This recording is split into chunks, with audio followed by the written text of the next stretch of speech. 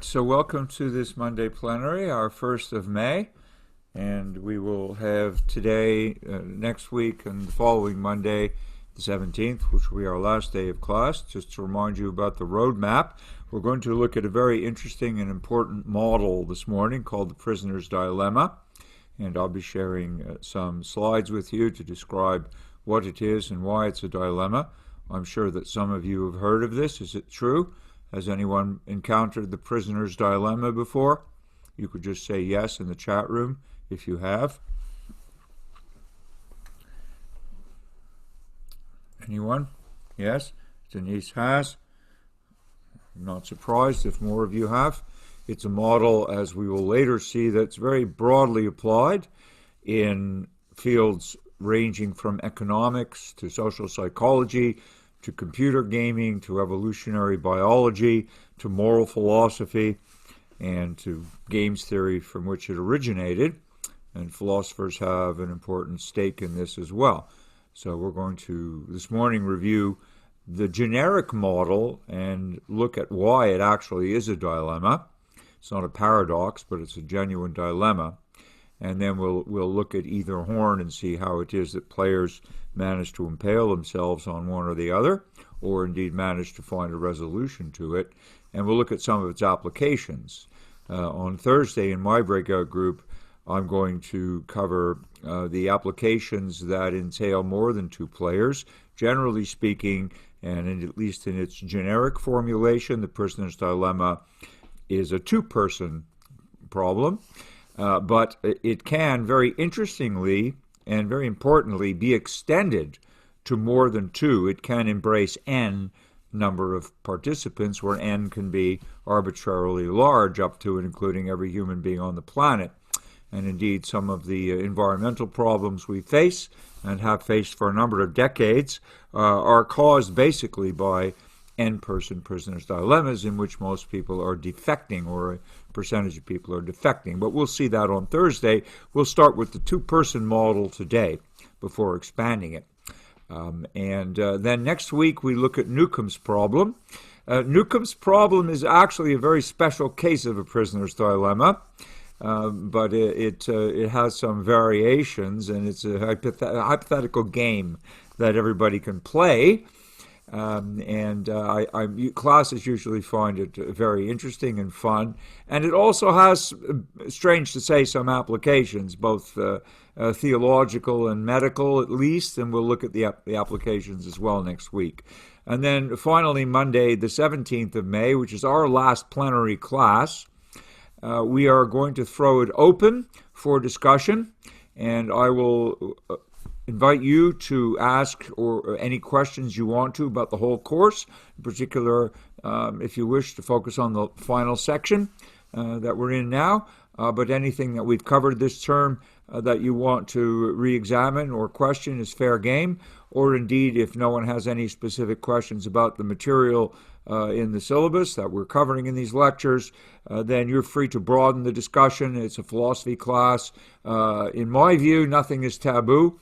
We're a public institution. We therefore have the benefit of the First Amendment of the Constitution, as long as it lasts, and therefore I invite discussion on any topic anyone wants to raise. So that will be our last day, Monday, and I hope it will be of interest to you, but please be prepared to bring your own questions to the table, as I will not be presenting new material on the 17th. Is everybody clear about that? Everybody all right with that? Yes, that's our roadmap. Okay, that's our roadmap going forward. And for my group, that is Section M, that meets on Thursday, I will give you the due date for your final essay, which obviously will range over topics covered only in this section, right? Starting with Zeno's paradoxes, Anselm's ontological argument last week, prisoner's dilemma this week, and Newcomb's problem next week. So there are a number of questions that you can choose from on that account. The rest of you will be obviously adhering to whatever your instructors will have posed or have posed as requirements. All right, so let's, without further ado, take a look at the generic prisoner's dilemma. For those of you who haven't seen it before, those of you who have, that's all well and good. Let me first share the screen with you if I can, and we'll take a look at this thing. Bear with me while I get the tools up and running. Share screen, and it's here. That's a good thing.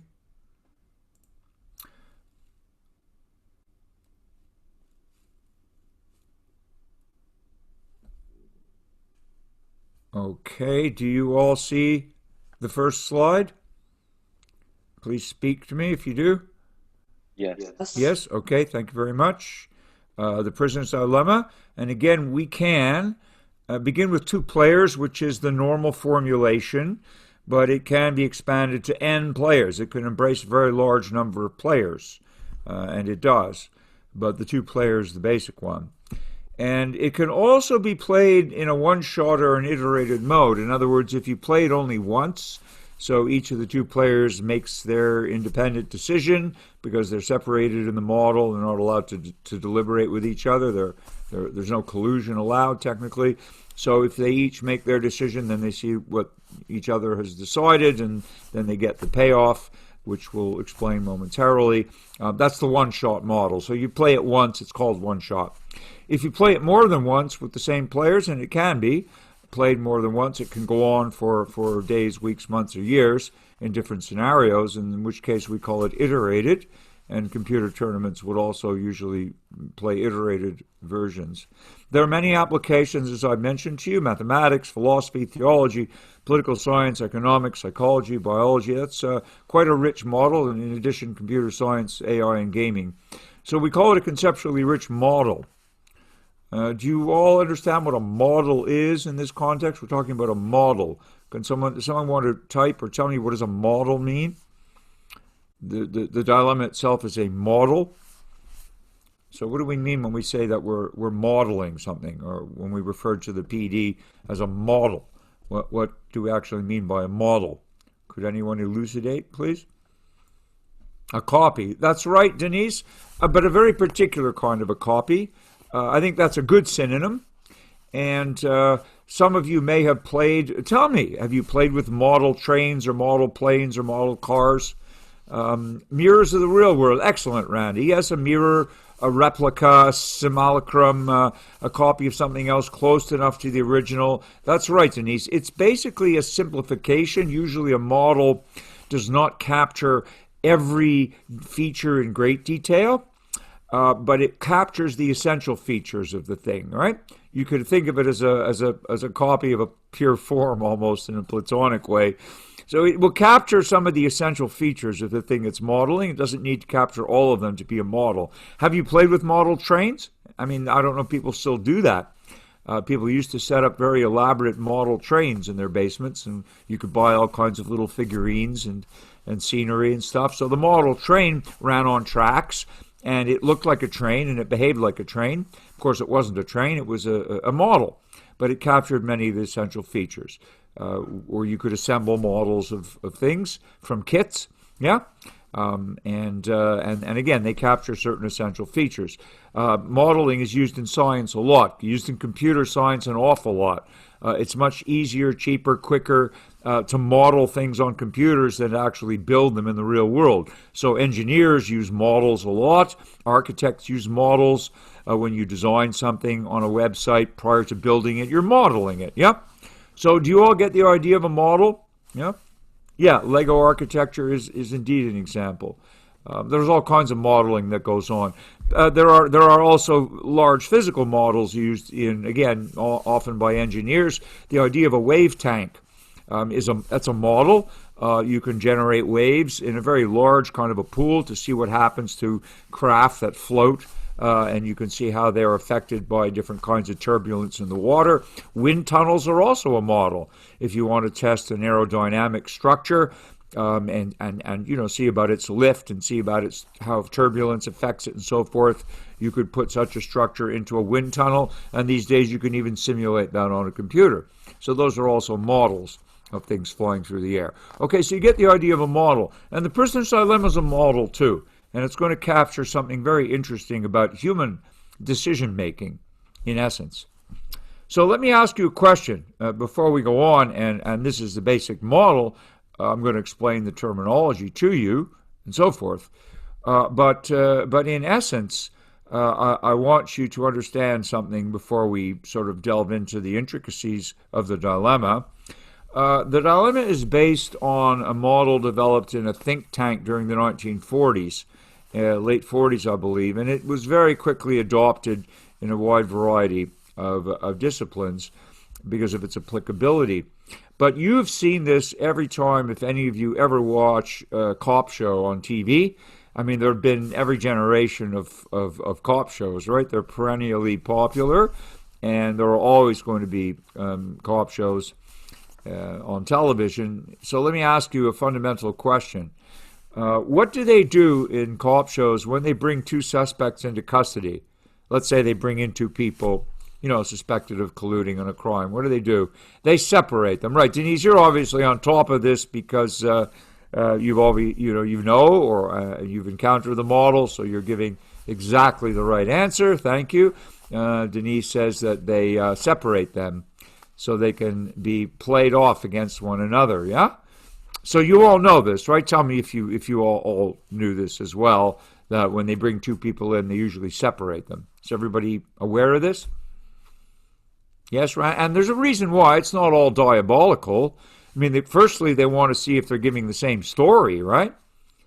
That's always a giveaway. If they stick to their consistent story, then it's going to be harder maybe to impin a crime on one of them or to indict one of them or both of them. But if they're telling different stories, then already they're going to be caught out. So that's one way of testing them, is to separate them and get their stories. But the other thing they do, and they will very often do this, is they will insinuate that the other prisoner, let's say prisoner 1, has already sold out prisoner 2, right? And they'll tell prisoner 2 that prisoner 1 has already sold him or her out. So they're going to tell each prisoner that the other prisoner has given evidence. Yeah? And so what are you going to do? The question is, yes, Masha, self-interest, you could say this to everybody. You're saying it to me privately, but you could change that setting and say to everyone that the model is talking primarily on the one hand about self-interest and on the other hand about collective interest. And we will see that's part of what characterizes the dilemma, that it's a choice between what we could call individual rationality on the one hand and collective rationality on the other hand. So here's the scenario, and we'll explain the standard notation in the matrix representation of the model, which is what you're looking at, okay? So it's the same choices and the same symmetric payoffs for both players. P1 means, prisoner 1, P2 means prisoner 2, okay? That's a different designation than the P that you see in this quadrant of the matrix, which is the payoff for mutual defection. So that's a different symbol. P1 and P2 just stand for the names of the two prisoners, okay? And you have two choices. Let's say you're prisoner 1, and you know that your confederate, your confrere, your accomplice is in a separate cell, and they have the same choice that you do. Either you cooperate or you defect. Now, in the language of the dilemma, please pay strict attention to the formulation. Cooperate doesn't mean cooperate with the authorities. Cooperate means cooperate with your fellow prisoner. So, in other words, you refuse to give evidence. So, cooperation most generally in this model means silence. It means you say, I'm not going to talk. I'm not going to say anything about what the other prisoner might or might not have done, okay? And if they cooperate also and refuse to talk, then you get this payoff of RR, which is actually the reward for mutual cooperation, and it's a very good reward. Both of you will be set free, basically in one of the usual ways of telling the story. If you both keep silent, they have no evidence. They have no other evidence against you other than your potential testimony. So if you both keep silent, then they're going to let you go. Okay? You're both let go. But let's say that you're tempted to defect. And that means you're going to give evidence, right? You're prisoner 1, you're going to give evidence against prisoner 2. The temptation to do that, it's a bigger payoff, you see, because if you give evidence, they're going to bribe you. They're going to say, if you turn state's evidence, let's say against the other guy, we're going to give you a cash reward, and we're going to let you go. So that temptation to defect is a bigger payoff than the reward for staying silent, which is to be let go, right? If you give evidence, you're going to actually be given some kind of reward and let go. So it's worth more as a payoff, okay? And that's why we have this very important transitive ordering. This is what makes the dilemma a dilemma. And notice that these letters stand for utiles. This is an economic unit, which is supposed to be a general unit of worth to each player, and it's assumed to be the same, unlike money, which has different value to different people, right? If you're a billionaire, then $100 doesn't mean that much to you. If you're living hand to mouth, then $100 means a lot to you. So $100 is not a constant valuation. It may be a constant sum of money, but it has different value to different people. Whereas the utile is a fictitious kind of unit of measure that's assumed to have the same value to all people, although it doesn't really, but that's for the sake of running the model, okay? So that's why we measure the utility of payoffs rather than the actual monetary or other kind of substantial value of payoffs. We measure them in utiles. It's an abstract unit of measure, a largely fictitious one, but it serves to give us what we don't have in reality, which is an identical valuation of the payoff across the board among the players. Okay, so it's convenient to do it that way. And the other two possibilities are that you decide to cooperate, but let's say that your other guy, your other prisoner decides to defect, and so that means you're going to get the worst payoff. S means the sucker's payoff, because if you cooperate and they defect, they get the biggest reward and you get the punishment, right? Similarly, if they cooperate and you defect, you get the biggest reward and they get the biggest punishment, okay?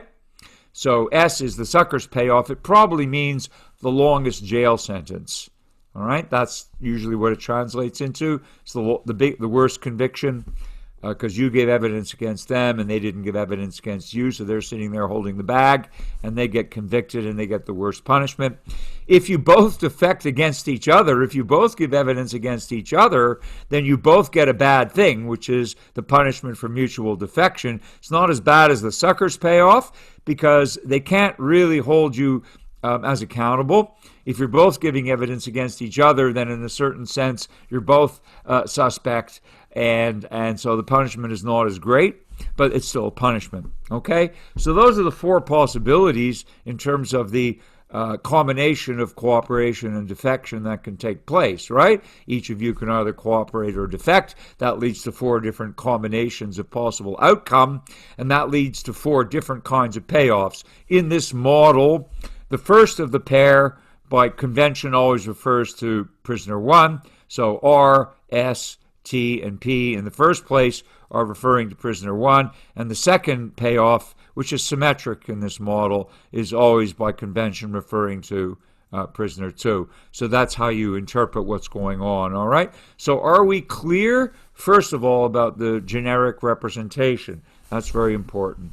Do you understand the symbolic representation of what's going on in terms of prisoner 1, prisoner 2, the two choices they each face, and the possible outcomes that ensue from those choices, and then indeed ultimately the payoffs that are accorded by those joint choices. Is that clear to everybody? Please say yes or no, or maybe. Clear to Randy, to Rachel, to Denise, to Jake. Okay, it has to be crystal clear because we're going to, Denise, clear. Okay, that's fine. There are, if you Google the prisoner's dilemma, you're going to pull up millions and millions of pages of research and publication and explanation and variations on the theme. So I'm giving you what I think is a clear and simple treatment. but you can always find other people's explanations online if you want to go there. Okay, so if this much is clear, then we'll move to the next slide. And the next slide is not any different. I'm just plugging in numerical values to give you a handle on, how it looks. If you want to plug some numbers in there, again, these numbers represent utiles. But then you can see, perhaps, rather than the symbols of the payoffs, you can see more clearly when the numbers are there. These are arbitrary numbers, but they obey always this strong transitive ordering, okay? The temptation to defect, always greater than the reward for mutual cooperation, in turn always greater than the punishment for mutual defection, in turn always greater than the sucker's payoff. If you change the values of the payoffs such that they violate this transitive ordering, then you may have some other kind of game, but you no longer have a prisoner's dilemma, okay? So you can vary the payoffs, and for many and different reasons, the payoffs will be varied, but the ordering remains the same. You must, if you want to remain in a prisoner's dilemma with your model, you have to keep this strong transitive ordering. So there's an example. You could see that that you have a temptation to defect if you're prisoner 1, because if you defect and the other prisoner cooperates, you're going to get 5, right? If you defect and the other prisoner defects, you're going to get -1. So that gives you the difference between the best possible payoff to you and not the worst possible payoff to you, but one that could ensue if you both defect. If you both cooperate, you're going to each get 3, which is not as good as 5, but it's better overall, right? Because the collective sum is greater than this. But of course, if you cooperate and prisoner 2 defects, then it's just the symmetric outcome, yeah? These two are the symmetric outcomes, giving the worst and best possible payoffs to each player respectively, depending on who cooperates and who defects. These are identical outcomes, because if you both play the same way, if you both cooperate or if you both defect, you get an identical outcome. So that's just to illustrate with numbers, all right? But now, why is it a dilemma? Well, now that the really interesting part begins. Why is it a dilemma? Before we get there, I have 2 more technical terms to introduce to you, and they're developed by important thinkers in the history of economics and sociology, primarily. So Pareto was an Italian economist and sociologist, and he coined this phrase, Pareto optimal. And what it means is, if something is Pareto optimal, it means it's the best overall outcome, right? As we saw when we had the numbers in there, 5, as a temptation to defect, is bigger than the reward for mutual cooperation in this particular case. But if you're looking at the best overall outcome, then, of course, that's a bigger overall outcome than this one, yes? And so it's called Pareto optimal because there's no other outcome which gives a bigger cumulative or aggregate reward to both players. So it's the Pareto optimal. It's the best overall outcome for both. Okay, is that clear? It's not as good as the T would be for one of the players, but it's far better than S would be for the other one.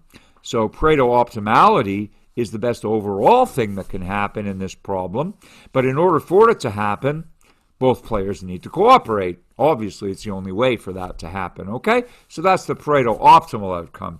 The other one, which is what occurs when both players defect, is called the Nash equilibrium, and that owes to the American economist John Nash, and you may know of him. You may have heard his name. You tell me. There was a movie, Hollywood made a movie about him a few years ago, which I would recommend to you, although it's full of Hollywood distortions. They portrayed him as some kind of schizophrenic, hallucinating left, right, and center, which he didn't do. Very good, Denise. Yes, A Beautiful Mind, it's called. He wasn't really that crazy at all. He was just eccentric. But he made some important contributions to the prisoner's dilemma and to bargaining agreements and other ways to get around the dilemma, among other things, and won a Nobel Prize, actually, for his work. Oh, you saw the movie, Jake. Good for you, and Alexandra also. Good. I'm glad you guys are seeing some films which are meant to edify as well as to entertain. He died in Jersey. That's right, Denise, and it was really tragic. He and his wife died in a car accident. They were taking a taxi to the airport or something, or taking a taxi in Jersey, and they got into this terrible accident, and both were killed. So that was very, very unfortunate. But the Nash equilibrium owes to John Nash. That's why it's got his name attached to it. And it's defined very carefully. So please note the technical definition. We can just say, well, it's the worst joint outcome, but it's got a more technical definition than that. Because it's what happens when you cannot improve your payoff by changing your decision just in case the other player doesn't change. I'll repeat that. If you're in a Nash equilibrium, then by definition, you cannot improve your payoff by changing your decision just in case the other player doesn't change their decision. So in other words, let's say you're prisoner one, and you both made your choice, and then you're told you both defected, so you're getting the sucker's payoff. You're getting, both of you, not the sucker's payoff. You're in the Nash equilibrium. You're getting the punishment for mutual defection. Suppose you then get a chance to play again, okay? So if you were to change your decision from defection to cooperation, you're player one, right? If you change your decision from defection to cooperation, but if player two doesn't change their decision, you're going to get the sucker's payoff, which is worse, right? Worse. And similarly for the other one, right? If the other player two, decides to cooperate instead of defect, if you don't change your decision, they're going to get the sucker's payoff. So neither player can actually change their decision without getting a worse payoff if the other player sticks with their decision. That's why it's an equilibrium point, and it's very difficult to escape. So both of these turn out to be strong attractors in the model. That means, I'm typing that in, a strong attractor.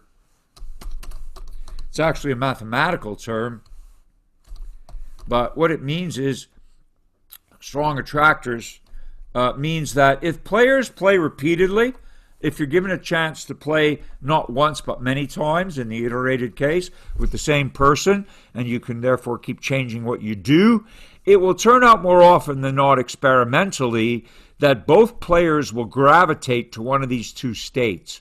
Either you'll end up in perpetual mutual cooperation, or you'll end up in perpetual mutual defection. And that just as an empirical result. There's nothing in theory that necessitates or proves that that's going to happen, but empirically this is what happens quite a lot. People will end up cooperating a lot of the time, most of the time, or end up defecting a lot of the time or most of the time. Now, Denise just said something really important. That sounds like Hobbes. That's very brilliant, Denise, because it is what happens in a multi-person prisoner's dilemma when we get a lot of people defecting, that actually becomes a Hobbesian state of nature. Although, of course, Hobbes was writing, 300 years before the prisoner's dilemma emerged. Nonetheless, it turns out that an N-person prisoner's dilemma where most people are defecting is indeed going to end up modeling a Hobbesian state of nature. And, of course, to get to the Commonwealth and to obey the social contract, we need to have most people cooperating, right? Which is the Pareto optimal thing. So yes, Denise, that's a great insight. So you can also see Hobbes' genius in this, not that he intended it, but that this really interesting model turns out to reflect. Also, among other things that it reflects, when we play with a large number of players, in a political or a sociological or an economic setting, we will end up mimicking either the social contract, in the case of a majority attaining Pareto optimality, or we'll end up mimicking a Hobbesian state of nature if most people defect. And Randy, yes, you're also correct that when you defect in this model, you're definitely acting in your self-interest. And that's what makes it a dilemma, because most people would want to get this if they could, but if you're at all worried about what your fellow prisoner is going to do, you kind of have to protect yourself by defecting just in case you cooperate and they defect. You don't want the sucker's payoff. Nobody wants that. the only way to be guaranteed of not getting the sucker's payoff is, if you're prisoner one, to defect, because then you're either going to get the best payoff of all or the punishment for mutual defection. But you'll avoid getting the sucker's payoff, right? Unfortunately, if they both reason like this, they end up in the Nash equilibrium, which is often what happens. Okay? So we're going to see something important. I'm really glad that Denise saw immediately the resemblance with Hobbes. We'll come back to that actually on Thursday when we look at the larger scenario, but it is in there. And also, we're going to talk more about self-interest this morning, and Randy has brought that up. Okay, so what makes it a dilemma? I mean, now the fundamental question, I'm sure you've already seen this, actually, from my explanation of the terminology alone and just from the generic model. I would think that it's quite obvious, but I want to spell it out, because what's not obvious are the justifications. And this is what philosophers are interested in. We've all done enough philosophy together this term, I'm sure, so that you understand that it's not so much what kind of claim you make that is important at the end of the day, but how do you support that claim? What arguments do you bring to bear in support of your claim? That's what philosophers are going to find interesting and important. It's not what you say, but it is how do you support the claim that you want to make. This is what's key for us. So what we're going to do in this class is go deeper into the principles of choice that would drive a player either to cooperate on the one hand or to defect on the other. And there are two conflicting principles of choice that will actually lead you, if you're caught in this game, either to cooperate on the one hand or defect on the other. So it's not just the decision that's of interest to us, although you can see how the decisions play out in terms of the result, but it is what is the justification for one choice or the other choice, and why are they divergent, and are they always divergent? No, there are certain cases in which they would converge, and the dilemma would not be a dilemma. And I'm going to spell that out to you. So in other words, we're going to go more deeply into the foundations in terms of decision theory of what makes this dilemma truly a dilemma. Okay? It's not difficult, but I want you to wrap your minds around it. The first is simpler, and the second is a little more complicated, but I'm going to illustrate this as clearly as possible to you, and if you spend the requisite time outside class thinking about it, I'm sure it will become clear. Okay, so you'll understand not just the dilemma, which is necessary, but you'll also understand the justifications for the choices that lead to the dilemma, and that is really what we want ideally. Okay, as a sufficient understanding of the problem. So, strong dominance on the one hand, or on the other hand, maximizing expected utility. These are the two principles of choice that end up most of the time conflicting. Special case in which they don't, I will point out later. So let's look at each case first. Dominance is simple, very simple. And in this case, strong dominance. The distinction is from the definition. In strong dominance, if for each game state the payoff of defection is greater than the payoff of cooperation, then defection would be prescribed. Or for that matter, in a different kind of game, if the payoff of cooperation were greater than the payoff of defection, then cooperation would be dominant. In each case, they're strongly dominant because for every game state, the payoff of doing one thing is more than the payoff of doing the other. So that thing that, for which the payoff is greater in every possible state of the game is strongly dominant. If it were greater in one state of the game and equal in the other state, then it would just be dominant. It would be weakly dominant because there'd be at least one game state where the payoff would be the same. But in this case, the prisoner's dilemma, you have a situation where no matter what the other prisoner does, you're better off defecting, right? I mean, if you take a look at the matrix, suppose you are prisoner one, okay? Well, if you defect, we know that if the other player cooperates and you defect, you're going to get T, right? And if you both cooperate, you're going to get R. So T is greater than R. And if you defect, and the other player defects, then you're going to get P, right? And you also know that P is greater than S. Yes? If you cooperate and the other player defects, you're going to get S. That's bad. That's the worst thing. But notice that T is greater than R, right? And P is greater than S, right? So the bottom row for you, prisoner one, the bottom row of payoffs is greater in each case than the top row of payoffs. That means defection for you is better than cooperation no matter what the other player chooses. You see that? Is everybody clear about that? Yes, that's correct, Denise, but we're not there yet. Please just bear with me so everybody in the class can, you're ahead of it. You're ahead of us now, which is fine, but just slow down a minute. I just want to make sure everybody understands the dominance argument, okay? Please tell me if you do, and if you don't, I'll explain it again. If you're prisoner one and you look at the payoffs, you will immediately see that no matter what the other prisoner chooses, you're going to get a bigger payoff if you defect. Is this clear to everyone? Yes, it's clear. I know it's clear to Denise, it's clear to Randy. T also has to do with a lifelong amount of guilt. No. We're not talking about psychology, Rachel. This is not a psychology class, so we're disregarding guilt. We're looking at the value of the payoff. Okay, if you want to make the model more complicated, you can start talking about after effects, and you could run a social psychology experiment where you try and measure people's guilt after the fact. But we're not talking about that. We're only talking about what's on the table. Okay, we're going to make it much simpler than the psychology of guilt. Is that clear? We're only looking at the payoffs. We're doing a strictly quantitative analysis, and we're saying which payoff is bigger. Okay, fair enough? So you know that if you defect, you're going to get a bigger payoff no matter what the other prisoner does, correct? I just want you to see that plain fact, right? Because T is bigger than S, T is bigger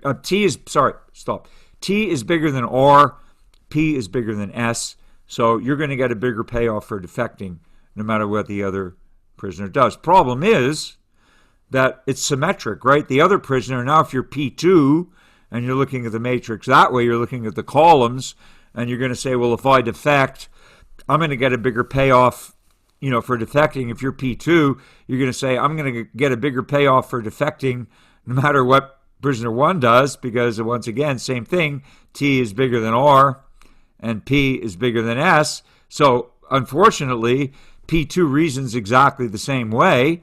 And so if you both reason according to dominance, you both defect, but then you end up with the Nash equilibrium. So you're saying, I'm better off defecting no matter what the other prisoner does, but if you both reason that way, you end up with the Nash equilibrium, which is not so great. Is that clear? T will be free with a bonus. That's correct. That's correct, Rachel. T, you're free with a bonus. Whereas P, you both get a small jail sentence. S, you get the worst jail sentence. And R, you're both set free, but without a bonus. Okay? So are we now clear about dominance? And why, in this case, defecting, therefore, the choice to defect dominates the choice to cooperate. Yeah? Okay, Masha's got it. Good. Denise has got it. That's what I want to see. I want to make sure it's crystal clear. Because this is the simpler of the two principles. Although one of you at least mentioned maximizing expected utility. Now that's an economic principle, but that's the one that applies. And I want to explain it to you now. Don't freak out. It's got a bit of algebra in it. Okay? I'm going to explain this to you before we go to the math. The math is just high school algebra, but you need to understand the actual formula. It's much simpler than it looks, and I'm going to explain it to you the following way. You're going to figure out from the same matrix and the same conditions, you're going to be able to figure out what is the expected value, what is the expected utility to you of cooperating on the one hand, and what is the expected utility to you of defecting on the other hand. And obviously, you would like to get the best possible payoff, right? So maximizing expected utility, it simply means that you're going to compute the expected utility of cooperating, you're going to compute the expected utility of defecting, and you're simply going to choose whichever one is bigger. Okay? It's a very cold-blooded but quite effective calculation, which is going to help you as a guideline to make the choice that gives you the biggest payoff. Okay? Before we go to the nuts and bolts, which is not that complicated, but it'll be new to some of you, I want to tell you something important about maximizing expected utility. Because what Hobbes would have said, and what many philosophers have said in the 20th century, is that we are all expected utility maximizers, except that most of us do it intuitively and we don't actually do the explicit computation. But intuitively, we all maximize expected utility. And now I'm going to stop the share, and I'm going to give you an example, okay, of intuitive or informal utility maximization. And then I'm going to show you, based on a much simpler game, how it is that we maximize our expected utility. That way, in the next 5 minutes, I guarantee that most of you, if not all of you, are going to understand what this means in a very intuitive sense. And you realize we do this all the time when we're faced with a situation in which we're not quite sure about what the consequence of choice will be. We often try and figure out which choice will be better off for us without explicitly having any numbers to plug in. But we intuitively try and make the choice that is going to maximize our expected utility. And I believe that this is part of our hard wiring. I think it's quite innate in us. And certainly Hobbes said it's a way of formalizing the idea that we're self-interested. So here's the story that illustrates it, and then I'll give you an example of just a game of tossing a coin, and then you'll see very quickly how it works when we apply some computation to the same principle, okay? So the intuitive version is as follows. I was watching the evening news one night, and this undercover cop had raided a drug dealer. And one of the cops on the raid, he was undercover, and he had a warrant to search the car, and he found a bunch of cash in the car. In the trunk of the car, it was a duffel bag, and there was, I believe the amount was $60,000 in cash, okay? He found $60,000 in cash in a duffel bag, and he was by himself. He just searched the car, and he was holding this bag of $60,000. And what he did was, he turned the money in. I mean, it was part of the raid, right? They got drugs, they got guns, they got, cash upstairs. But this bag of cash that he found, he turned it in as part of the evidence. And this made the news because at the time, New York City cops were in certain precincts notoriously corrupt. It was a time when this was in the news a lot. So here was this honest cop who turned in the drug money, and they had him on the news, and the mayor gave him a medal. Okay, the mayor actually gave this cop a medal for integrity because he turned in the drug money. I guess they thought most cops wouldn't have, or a lot of cops might not have returned it. Some people might have just pocketed it. Well, the drug dealer couldn't complain, right, because he wasn't supposed to have the money in the first place. So the funny part, and I was going along with the story, I was saying, okay, and then there came a moment when they interviewed this cop, and they said to him, what was going through your mind when you found the money and decided to turn it in? What made you turn it in? Why didn't you keep it? And the cop said very candidly on camera, live on TV, I saw it on the news.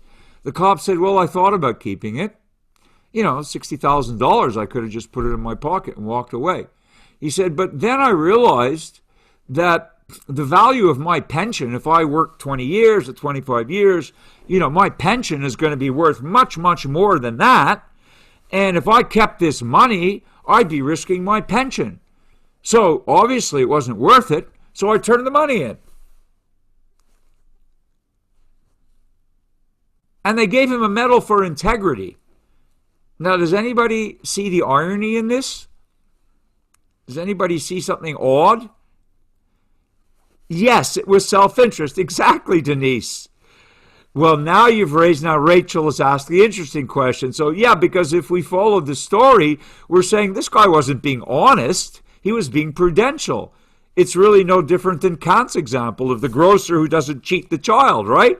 The grocer's not being honest. Potentially, the grocer just wants business, so he wants to have a reputation for honesty. It doesn't mean he's honest. And this cop, so Rachel says, what if it was 2.2 million? What if the cash in the duffel bag was more than his pension? It's seen by implication. I'm not accusing him. I'm just saying, based on what he's telling us, there was a certain point at which he would have been tempted to keep the cash, right? And to heck with the pension. Exactly right. So Denise is laughing. He gets more money than that after he retired. So it was self-interest, not integrity. Bingo. That's exactly right, Denise. So it's got nothing to do with integrity. He was doing what we call maximizing expected utility. Do you see the connection now? He was saying, well, what's the expected value of me keeping the money? And if I keep the money, I still might get my pension if nobody finds out. But if anybody finds out, I'm going to lose my pension, right? So therefore, if I don't keep the money, if I turn in the money, I will certainly get my pension at the end, and that's going to be worth a lot more than this bag of money. So therefore, I will maximize expected utilities and turn in the money and make sure my pension is not jeopardized. Do you see that? It's prudence. It's exactly right. And that it's prudence via a particular route. And the route is, in this case, maximizing expected utility, trying to figure out intuitively what is the expected value of me doing one thing, namely keeping the illicit cash, or doing another thing, which is, in this case, turning in the illicit cash and not jeopardizing my pension. Is that clear to everyone? So nobody uses those terms on the street, and you won't hear them on the evening news. But what he was really doing, we would say in decision theory, is he was maximizing his expected utility. Is that fair enough? Do you understand this? Everybody there? Yes? Okay. And so, but we all do this. I want you to think, thank you, T. It's nice to hear from you. Nice to hear from people who don't often speak up. I want to make sure that most of you are getting this. It's really important. And then to generalize that story, if you think about your own lives, I'm not asking you to confess to crimes now. I'm just asking you about your own lives. Isn't it the case that when we're faced with an unknown situation and maybe we're tempted to do something that we don't normally do, don't we often try and calculate the risk versus the benefit? Yes, don't we do that? We try and calculate risk versus benefit all the time, Denise. That's right. And that's what we mean by utility maximization. And you know, the same thing's true in a medical context. You know, taking a prescription drug, you risk side effects, right?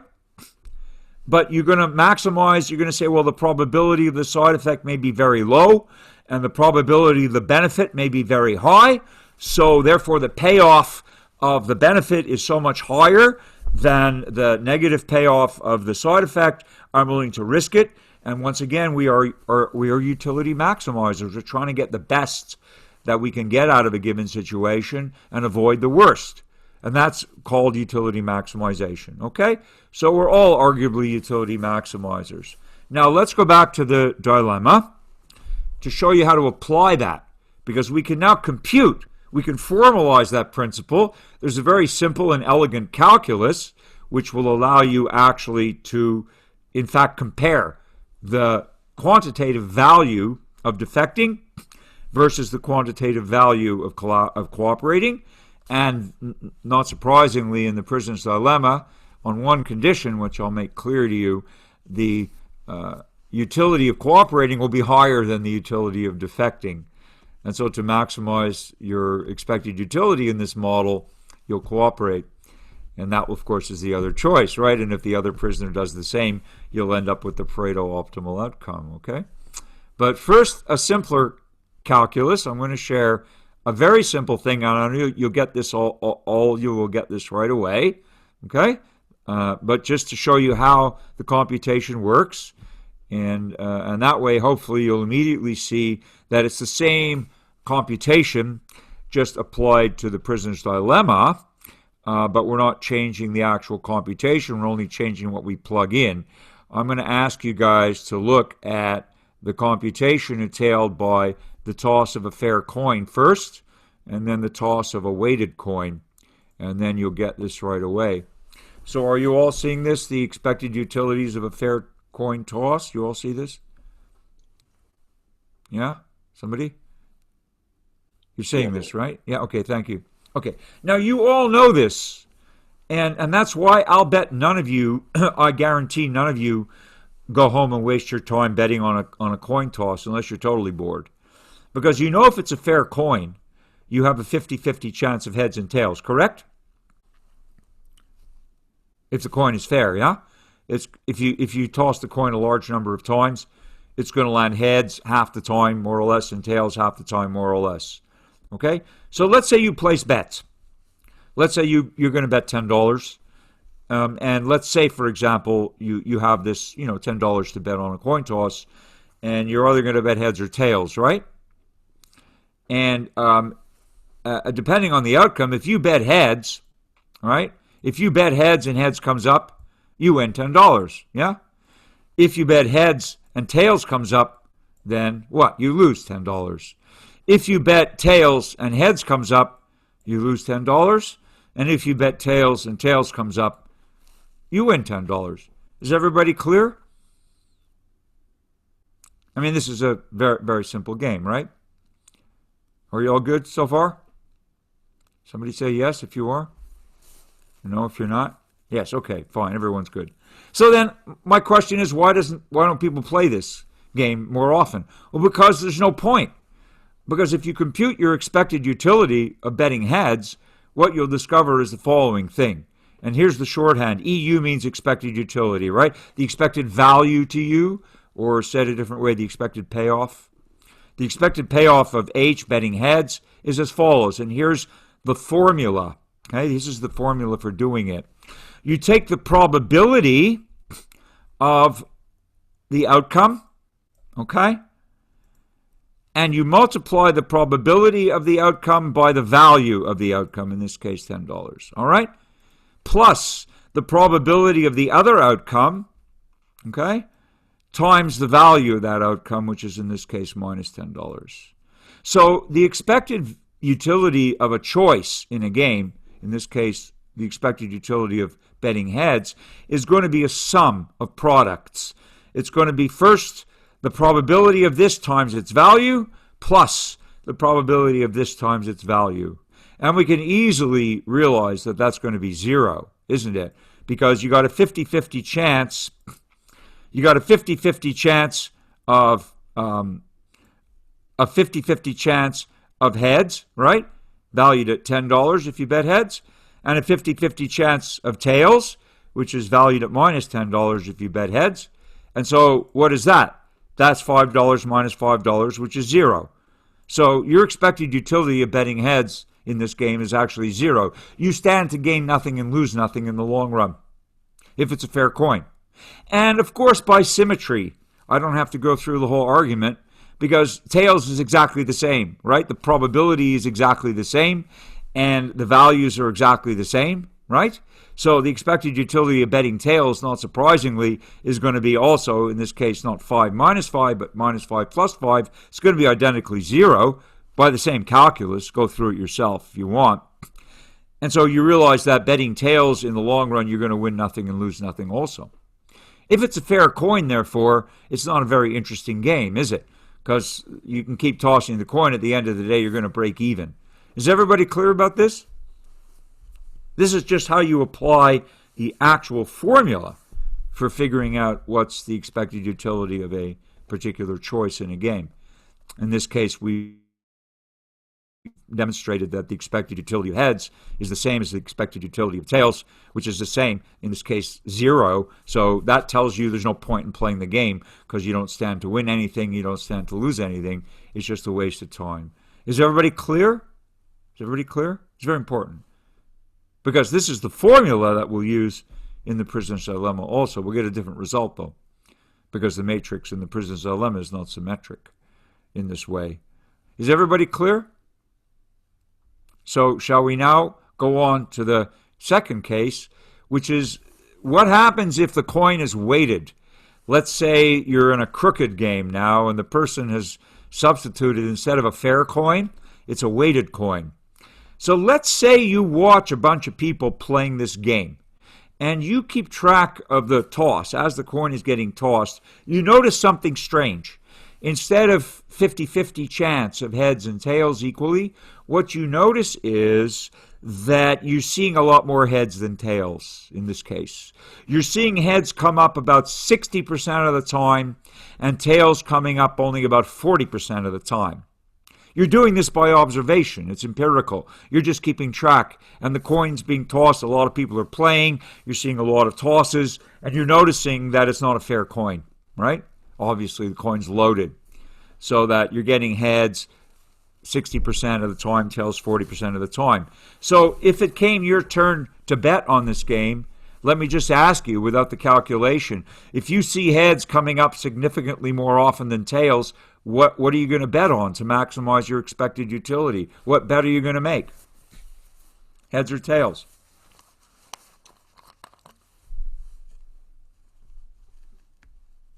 Just type it in. You notice heads coming up much more frequently than tails. So what are you likely to bet on? Heads, of course. Yes. Does everybody see that? Because you know that you have a better chance of heads than tails. And so that skews the calculation, right? Good.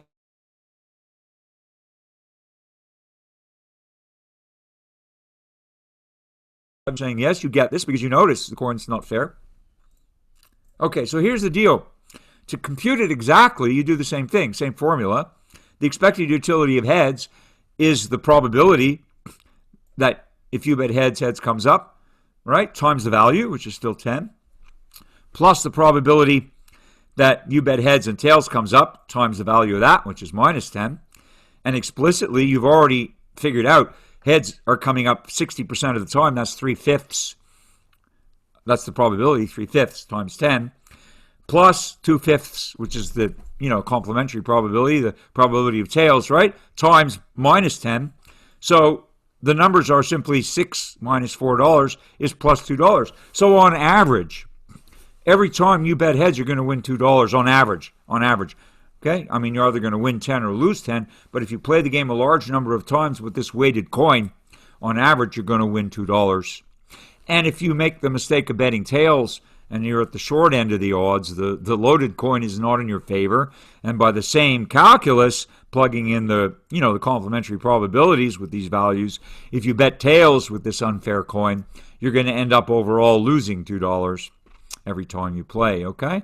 So obviously, to maximize your expected utilities in this game, you'll bet heads, okay? So that's the difference between a fair coin, where there's no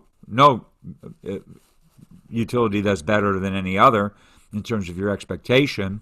In terms of an unfair coin, definitely, when you see one outcome more frequent than the other, obviously you bet that outcome, and your expected utility is going to be higher, and that's why you would do that. Okay, so how does this apply to the prisoner's dilemma?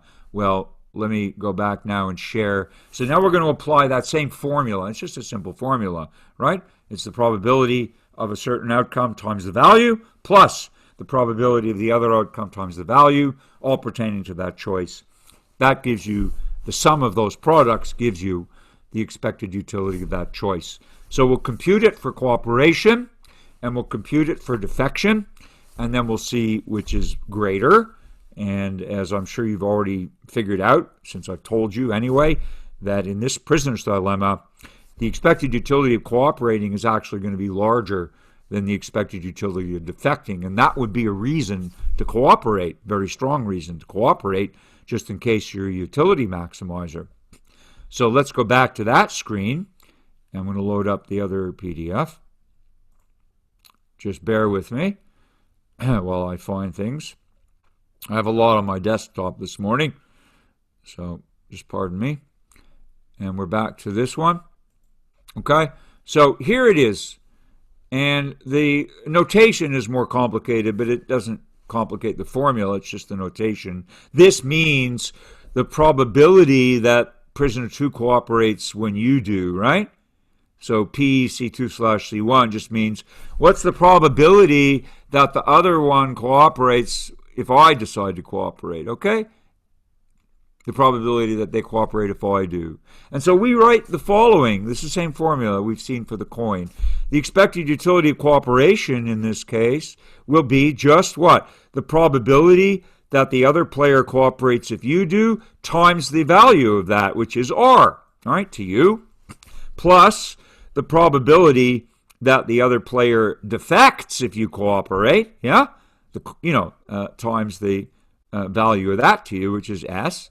So that sum will be your expected utility of cooperation, and we set up the expected utility of defection in the same way. It's going to be the probability in this case that the other player cooperates when you defect times the payoff to you, okay? 1 minus P times, this probability, 1 minus P C2 over D1, meaning the probability that the other player defects if you cooperate times the value to you, which is T, plus the probability the probability the other player cooperates if you defect. Okay, that's the times what you get is the temptation for defection, plus the probability that the other player defects if you defect times the value to you, which is in this case the punishment for mutual defection. So we set it up this way.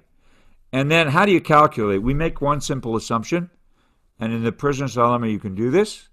You're going to assume complete probabilistic dependence. In other words, we're going to assume that both players are going to play alike. And this in reality gets borne out, as I said to you, in iterated games. In a one-shot game, it's a more dangerous assumption. But often it happens that both players will play alike. More often than they play differently. So they're either both going to cooperate or both going to defect. And if we make a generous assumption for the sake of simplifying the whole thing, which it does, that they're with certainty either both going to play this way or both going to play that way, then very conveniently this term becomes 1, right? And this term becomes 0. And similarly, the probability, in this equation, if the probability they both defect becomes 1, then 1 minus P becomes 0. So that drops out of the equation. This term will become 0, and this term will become 0. And so that means that the probability, right, in this case is just this, 1 times R, which is R. So the expected utility of cooperation is R, okay, on the assumption of complete probabilistic dependence. The utility of defection expectedly is similarly going to be 1 times P, which is P, because that term drops out. And so you're going to have R as your expected utility of cooperation, P as your expected utility of defection, and obviously we know that R is greater than P. Why? R is greater than P by definition in the model. Every prisoner's dilemma is such that R is greater than P. And that means the calculus prescribes that you cooperate. Okay? So if we make this assumption about probabilistic dependence, then the maximization of expected utility tells you to cooperate. If both players apply that principle, they both cooperate and they get the Pareto optimal outcome. So if you're an expected utility maximizer, you're likely to cooperate and you're likely to get the other player's cooperation, and you're going to get what you want as Pareto optimal. If you are a dominance thinker and you don't trust the other player, then you're going to say, I'm better off defecting and I have to protect myself from this. I don't want the sucker's payoff, so I better defect. And if you do that, then both players may do that, and from dominance you get the Nash equilibrium. So you see now underneath, the actual payoffs, why the dilemma is a dilemma. These two very strong principles are driving us in different directions. And there's one more complication. Those of you who have high school math and are not freaked out by it, you don't even need this to be 1. We don't even need this assumption to be guided to cooperate. It's a very interesting thing. And without doing the math, I'll just tell you the conclusion, and you can help yourself to this, because it's easily proved. And it's proved, by algebra. But I'll give you this the conclusion, and that is that in fact, you should cooperate if you believe that the chance of mutual cooperation is greater than 50-50. It doesn't even have to be the case that you think that you're going to get the same result with, the RR or the PP with 100% probability. We don't need that assumption. We can weaken it. We can assume partial probabilistic dependence instead of complete probabilistic dependence. If we do that, again, never mind the math, you can solve these inequalities and see that for this inequality to hold, x must be greater than a half. In this case, x is the probability the other player, will cooperate partially, okay? If that's less than a half, you should defect, which is where the two principles coincide. But if it's greater than a half, then you should cooperate. So if you believe, in other words, that the other player will cooperate if you do, then definitely, if that's greater than 50%, you think you can trust them with more than a 50-50 chance, then you should cooperate. And that's, once again, what would lead both players to maximize their expected utility. Okay? So that's an explanation of the calculus. And now we get to something really interesting. Let me now just go away from the decision-making machinery for a minute and come to something conceptual, which I think is really fascinating, and maybe you'll agree. That so far in this course, when we've talked about, you remember rational epistemology? You remember rationalists from the first part of the course? I hope some of you do. You remember Descartes, you remember Plato, you remember Kant from the second part of the course. We're talking about great rationalists, right? And you notice that for all of them, rationality, and the same for virtue ethics, and the same for a lot of the ethical systems that we looked at, rationality is really an individual matter, isn't it? We're talking about the individual being rational, are we not? When we talked about it epistemologically, we're talking about rationality as a property of the individual mind, being rational and thinking rationally. And being a rationalist is really something that an individual is or isn't. And when you talk to somebody who's not rational and you say you're irrational, you're doing the same thing. You're ascribing the property of rationality or perhaps rational behavior or irrational behavior as an individual ascription, right? But we learn something different from this model immediately. We learn, interestingly enough, that there are at least two different things that we can think of as rational. We could think of rational as being individual, or we could think of rational as being collective. Collective rationality, in fact, will lead us to the Pareto optimal outcome. In other words, if we do what we think is best for the collective, in this case, the pair of prisoners, right? The collective is two people. So if we're collectively rational, we're going to choose to cooperate. And that gives the best result, again, to the collective. If we're individually rational, then we're going to think for ourselves and what's best for ourselves. But if both players do that, to avoid the worst outcome and to think about protecting themselves just in case they don't trust the other one, then they're going to get the Nash equilibrium, and that's individually rational. So what this dilemma does conceptually is that it introduces to us a bifurcation, if you like, that the very concept of what it means to be rational could actually be interpreted in two different ways. We could still think about rationality as something that pertains to an individual, or indeed we could think of it as something that pertains to a group. So you could think of group behavior as rational, and that would mean something different than individual rational behavior, wouldn't it? Potentially. And possibly even divergent, right? And you can still think about Hobbes. Although Hobbes didn't anticipate this model, but you can still think about Hobbes. In a state of nature, right, everyone's thinking for themselves and looking out to get what they can get, and it's a heck with everybody else, and they're looking only, in an individualistic, egoistic way, which means they're individually rational, but that often leads to the Nash equilibrium. And if you're thinking not only about yourself, but also about the larger organism, if you like, then you are going to make potentially a very different decision. Of course, you have to trust people to make this, because if you're player one and you trust player two, but player two isn't trustworthy, you could end up with the sucker's payoff if you cooperate, right? And they defect. So you do have to be careful, right? You have to be very careful. And basically, you cooperate, they defect, you get the sucker's payoff, right? So essentially, you have to trust them to be collectively rational.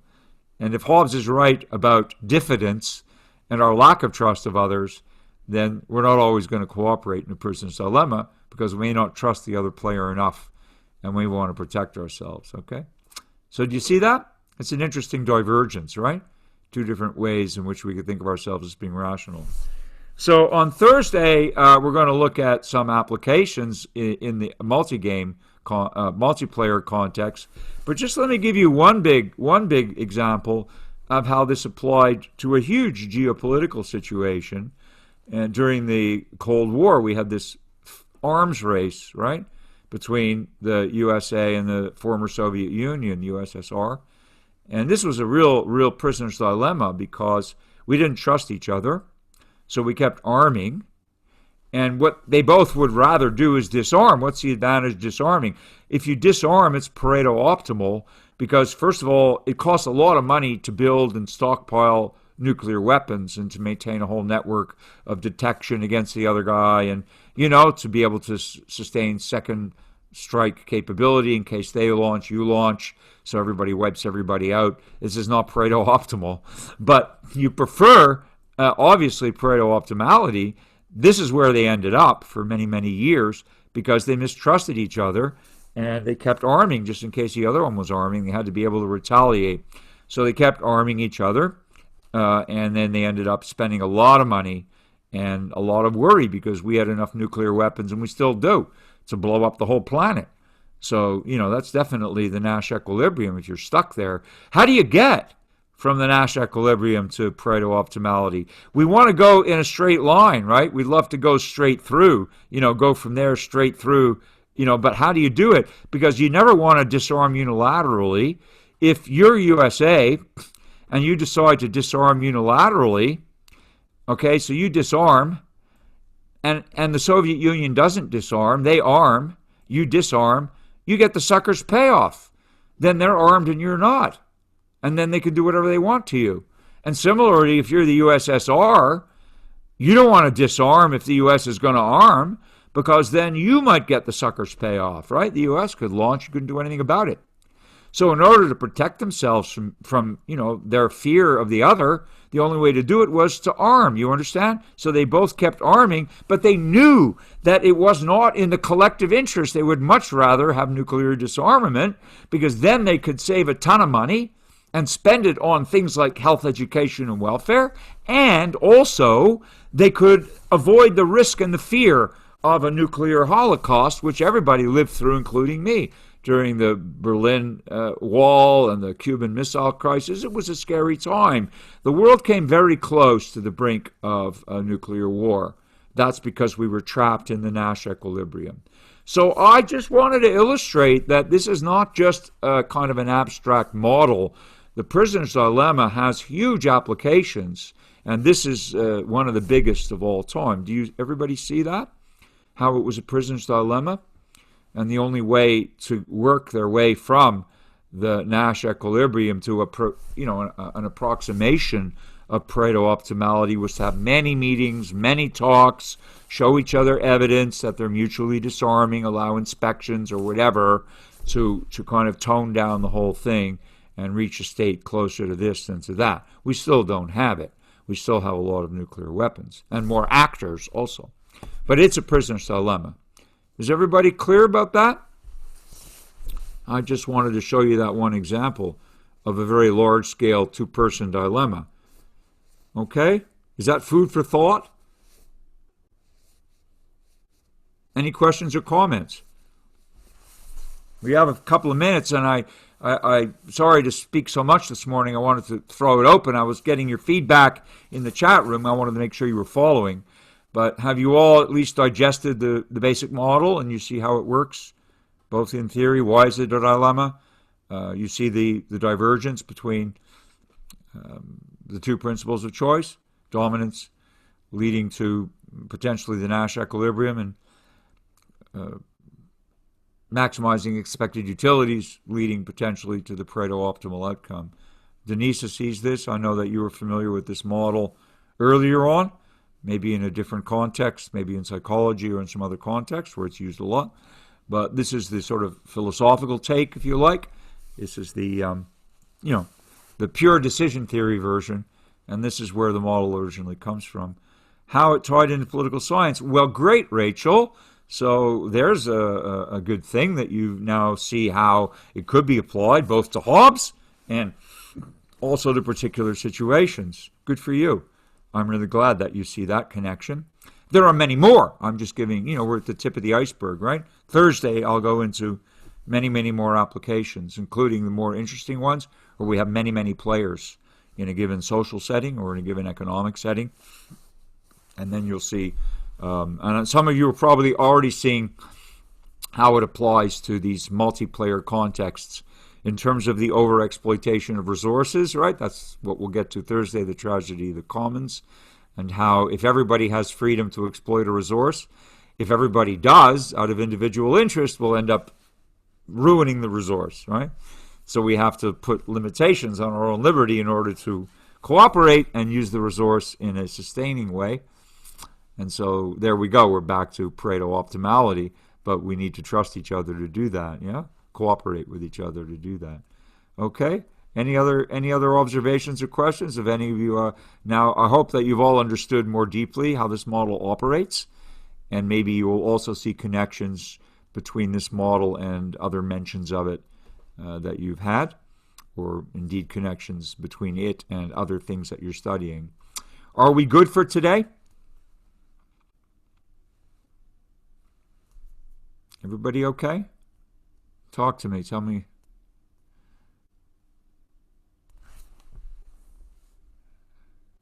You're okay? You're good? Randy's good? Renee's good? Eleni's good? Javier's good? Rachel's good? Tia's good? Stephanie's good? Okay? Matthias? Eric? Thank you very much. So a lot of you are good. You've been quiet, but if you've absorbed this, that's the best thing. You're sitting there like sponges, soaking it up. It's what I want. And again, when your breakout groups, you'll be looking at these different applications, and in particular what happens when we get into a game with a large number of players, and you'll see immediately that we're caught up, all of us, in various kinds of prisoner's dilemmas on a daily basis, actually. Very large scale. And we'll continue with that work on Thursday in my breakout group as well, Section M. Okay, everybody, I wish you a wonderful day. Stay safe and well.